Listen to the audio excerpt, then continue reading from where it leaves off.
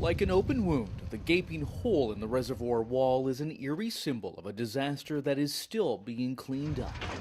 A year later, they're digging up the last patches of dried red sludge to be trucked out. The 34 homes that once stood here have been demolished. One of them belonged to Erzi Weingartner. She's relocated to higher ground and into a new home paid for by the government. I still have nightmares, but I thought I must move on. I'm grateful to be alive.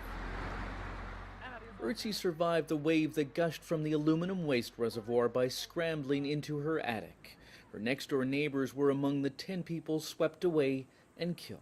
But they've left this building standing and will turn it into a memorial. Its red-stained walls forever a reminder of how much red toxic mud flowed through here. The aluminum plant, which employs 6,000 workers, is open again, but no longer produces the wet sludge. The company faces an unprecedented $630 million fine. But no one's been convicted yet for what the deputy mayor calls negligence and greed. Meanwhile, fields that were soaked red a year ago have amazingly produced crops that the government says are safe. The soil was decontaminated. That process was very easy to do.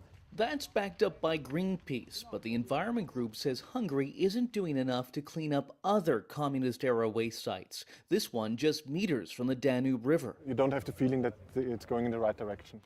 Instead of prevention, the government's focus is on getting sludge-stricken towns back on their feet. This was Margaret Kunosh a year ago, struggling to save her store. She's back open, but doesn't know for how long. We have fewer customers.